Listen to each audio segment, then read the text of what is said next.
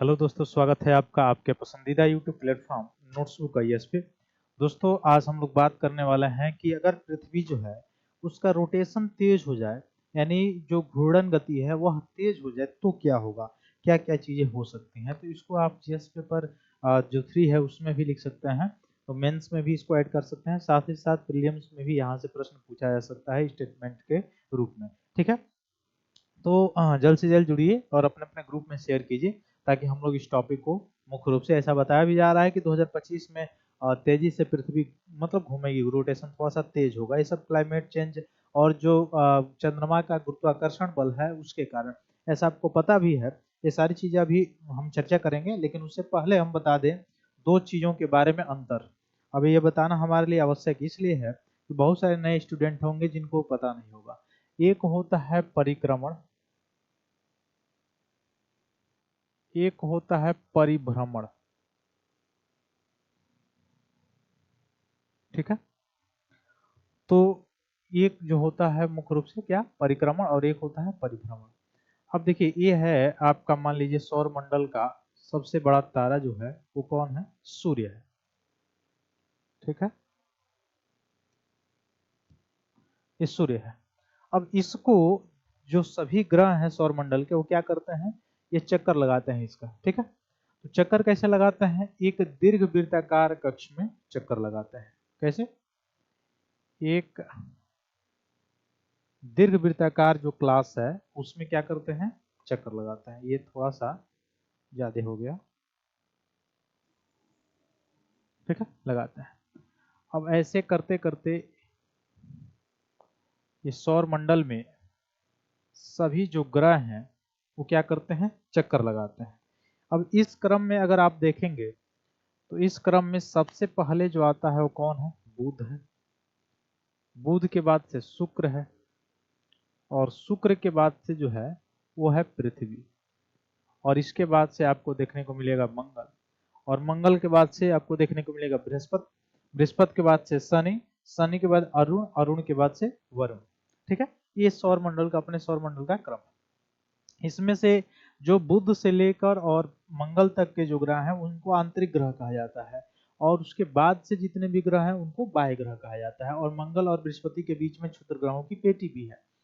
अब इसमें ये पृथ्वी यहाँ से जब घूमती है, ठीक है, तो घूमते घूमते घूमते घूमते सूर्य की परिक्रमा करते करते करते करते यहाँ पे होते होते फिर यहाँ पे जब आती है, पूरा एक परिक्रमा जब पूरा करती है तो वह कितना दिन लगता है, तो आप पढ़े होंगे 365 अथवा 366 दिन के आसपास लग जाता है। एग्जैक्ट में अगर देखा जाए तो कितना लगता है, एग्जैक्ट में 365 दिन 5 घंटा।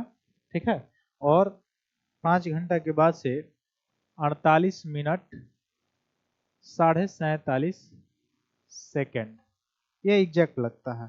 ठीक है, तो इतना लगभग समय लग जाता है घूर्णन करने में, टोटल टोटल किसको, पृथ्वी को। ठीक है, ये एक पूरा परिक्रमण, तो एक पूरा परिक्रमा करने में समय तो वो लग गया। अब परिक्रमा करने से क्या होता है, परिक्रमा जो पृथ्वी करती है सूर्य का, तो उससे क्या क्या परिवर्तन होता है, इससे परिवर्तन होता है, किस पे इफेक्ट पड़ता है।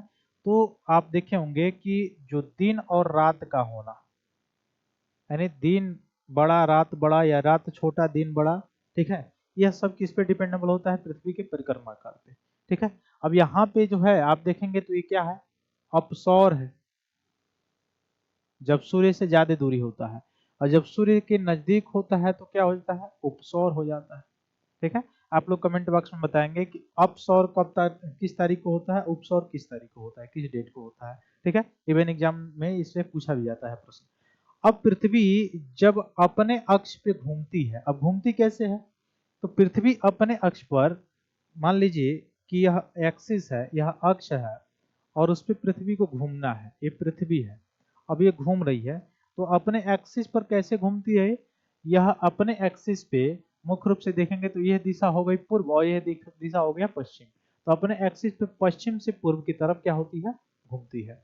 अब तो पश्चिम से ये हो गया पश्चिम दिशा आपका, और ये हो गया पूर्व दिशा। अब जब पृथ्वी जो है वो कैसे घूमती है, पश्चिम से पूर्व दिशा में जो है घूर्णन करती है, यानी टोटल जो है 360 अंश जो घूमती है पृथ्वी एक बार, यानी जैसे मान लीजिए कि इस पॉइंट से शुरू किया, शुरू करके फिर यहाँ पे इस पॉइंट पे तुरंत रोटेट कर दिया, 360 अंश टोटल जो घूम जाती है वह कितने घंटे में, 24 घंटे में घूम जाती है। अब हालांकि जो हालिया जो रिपोर्ट आया है उसमें बताया गया है कि 24 घंटे नहीं बल्कि और कम समय में ही, कुछ माइक्रो सेकेंड, कुछ मिली सेकेंड में जो है वह घूम जाएगी, यानी कुछ मिली सेकेंड पहले घूम जाएगी, यानी 24 घंटे से कम समय लगेगा। ठीक है, क्यों? क्योंकि इसका जो रोटेशन है वह तेज हो गया है। अब रोटेशन तेज होने के कारण क्या होगा, बहुत पहले ही क्या हो जाएगी, ये थोड़ा सा घूम जाएगी। ठीक है, हालांकि आम जो मानव है उस पर अभी ये असर दिखाई नहीं देगा, लेकिन हाँ जो दूरसंचार है, जीपीएस है, इस जो टेक्नोलॉजी है उस पर इसका प्रभाव पड़ सकता है। ठीक है, तो आइए यही इसी के बारे में हम लोग देख रहे थे,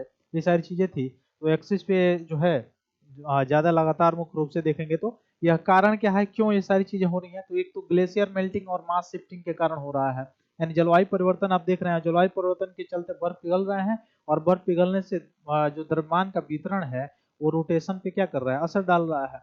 दूसरा चीज भूकंप और ज्वालामुखी जो गतिविधियां हैं, चूंकि भूकंप और जो ज्वालामुखी है वह अंदरूनी जो संतुलन है, पृथ्वी के आंतरिक जो संतुलन है, उस आंतरिक संतुलन को क्या करता है, प्रभावित करता है इसके कारण। और तीसरा जो है चंद्रमा का प्रभाव भी घट रहा है। पहले चंद्रमा की गुरुत्वीय खिंचाव जो है से धरती क्या हो रही थी, धीमे हो रही थी, लेकिन अब ठीक उससे क्या हो रहा है, उल्टा हो रहा है। तो ये सारी चीजें हैं। फिर ज्वाली बलों में जो है परिवर्तन देखने को मिल रहा है, चंद्रमा और सूर्य के जो ज्वारी बल है गुरुत्वीय बल के कारण ही उत्पन्न होता है, उसमें भी परिवर्तन देखने को मिल रहा है।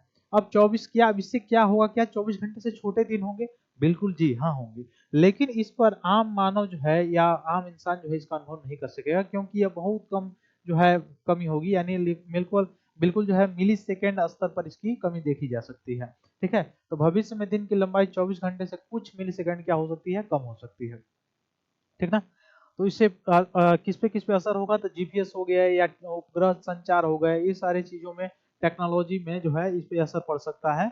जो है क्योंकि आप जानते हैं कि बहुत सारी जो सैटेलाइट लॉन्च किए जाते हैं उसमें माइक्रो सेकेंड सेकेंड इस सब का महत्व होता है, तो वहां पे ये सारी चीजें जो है इस पे मुख्य रूप से प्रभाव डाल सकता है। हालांकि आम जीवन पर कोई फिलहाल असर अभी नहीं पड़ने वाला है। तो ये सारी चीजें थी। फिर मिलते हैं हम लोग अपनी अगली क्लास में, तब तक के लिए बहुत बहुत धन्यवाद दोस्तों। जय हिंद।